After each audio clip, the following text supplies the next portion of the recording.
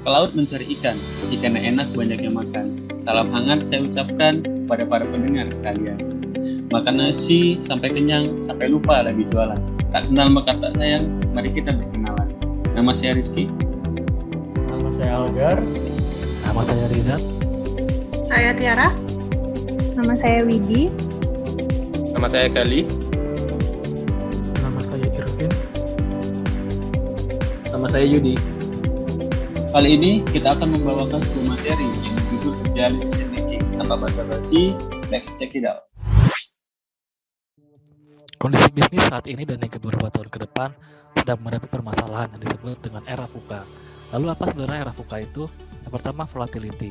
Diartikan sebagai suatu masalah dalam lingkungan yang sangat besar, yang mudah berubah-ubah dengan cepat, yang dalam skala yang sangat besar. Yang kedua, uncertainty. Diartikan sebagai ketidakpastian, di mana orang-orang akan sulit memprediksi sebuah keakuratan yang akan terjadi di masa yang akan datang. Yang ketiga, complexity.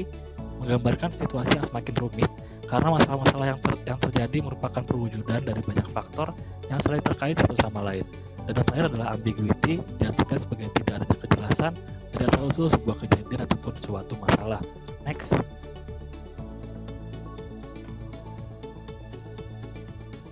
Bagaimana menghadapi VUCA? Bob Johansen menjawabnya dengan VUCA Prime. VUCA Prime merupakan suatu approach atau pendekatan yang dapat mengontrol perubahan dan risiko serta meningkatkan alur komunikasi dalam situasi VUCA. Yang pertama, vision. Untuk menghadapi perubahan yang sangat cepat atau volatility, seorang leader harus dapat menekankan kepada goals dan objektif serta visi perusahaan, memastikan bergerak right on track, dan pesan atau value tersampaikan dengan baik. 2. Understanding. Visi yang kuat akan membantu merubah uncertainty menjadi understanding. Dalam hal ini, understanding akan membawa semua anggota tim memiliki mindset yang sama dan membangun pemahaman yang selaras tentang bagaimana mereka dapat berkontribusi untuk kesuksesan organisasi. 3. Clarity. Proses ini dapat dilakukan dengan simplicity, yaitu fokus dan memberikan perhatian pada hal efektif yang menghasilkan value, serta mengedepankan trust dan transparansi pada prosesnya. 4. Agility. Untuk menghadapi sesuatu yang tidak jelas, unclear, atau ambiguity, diperlukan fleksibilitas untuk merespon perubahan atau agility. Agility menjadi poin yang paling penting dan dapat menjadi jawaban untuk menghadapi era VUCA. Untuk dapat menjadi agile, diperlukan agile decision making sebagai berikut yang akan dijelaskan selanjutnya.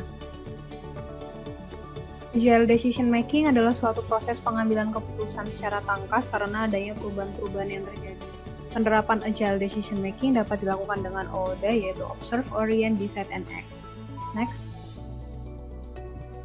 Observation sendiri adalah sudut pandang seseorang terhadap suatu masalah yang terjadi, di mana ada 4 kategori, yaitu kompleks, chaotic, complicated, dan simple. Untuk Intuitive Decision Making Model sendiri, terdapat 2 kategori, yaitu kompleks dan chaotic, di mana kompleks sendiri adalah ketika suatu masalah memiliki sebab akibat yang kurang jelas dan membutuhkan perenungan yang terlebih dahulu.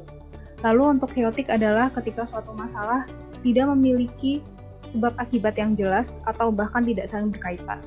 Lalu untuk rational decision making model sendiri ada 2 kategori, yaitu complicated dan simple, di mana complicated sendiri adalah ketika suatu masalah belum memiliki sebab akibat yang jelas dan membutuhkan penelitian terlebih dahulu. Nah, untuk simple adalah ketika suatu masalah memiliki sebab dan akibat yang sudah jelas dan tidak memerlukan penelitian lagi. Next. Orientation sendiri adalah pengambilan keputusan pada level jabatan tertentu, di mana ada 3 level, yaitu strategic, taktikal, dan operasional. Rational decision making model sendiri terdapat satu kategori, yaitu strategic, yang dilakukan oleh senior manajemen, di mana sifatnya rumit dan jangka waktunya beberapa tahun. Lalu untuk intuitive decision making model sendiri ada 2 kategori, yaitu taktikal dan operasional, di mana taktikal dilakukan oleh middle management yang sifatnya menjalankan peraturan dari senior manajemen, tidak seberapa rumit dan jangka waktunya lebih singkat, yaitu beberapa bulan atau 1-2 tahun.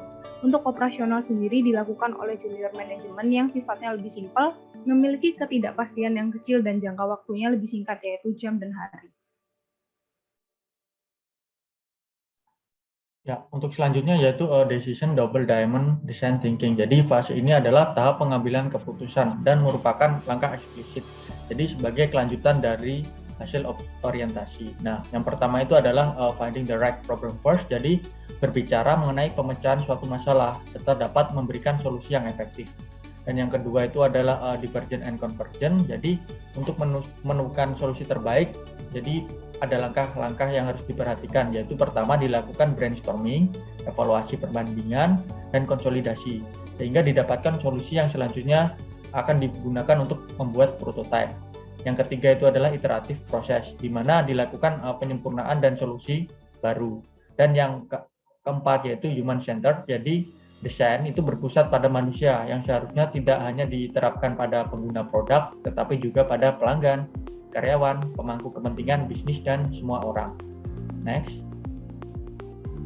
Nah, dan yang keempat yaitu action, objective, and key result. Jadi dalam OKR ini terdapat dua unsur, yaitu objektif dan key result. Jadi untuk objektif sendiri bisa dibilang sebagai target utama yang akan dicapai oleh perusahaan, tim, maupun seseorang.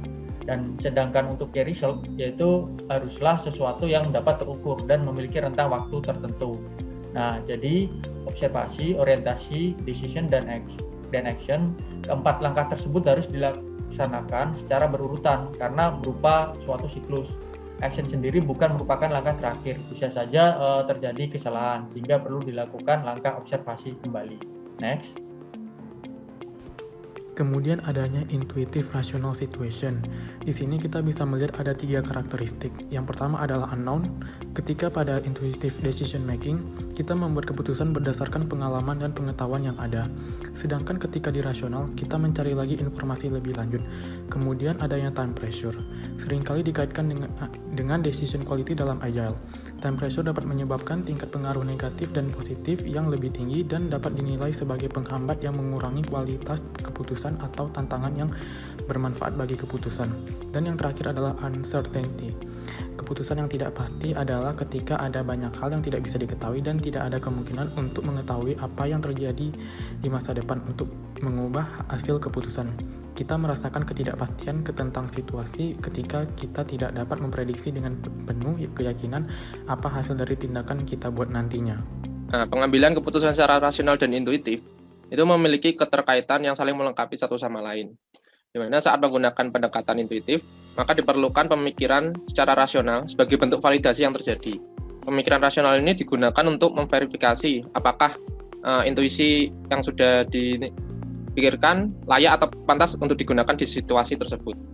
Juga saat melakukan pendekatan secara rasional, maka diperlukan pemikiran intuitif untuk melihat pola atau pattern yang ada.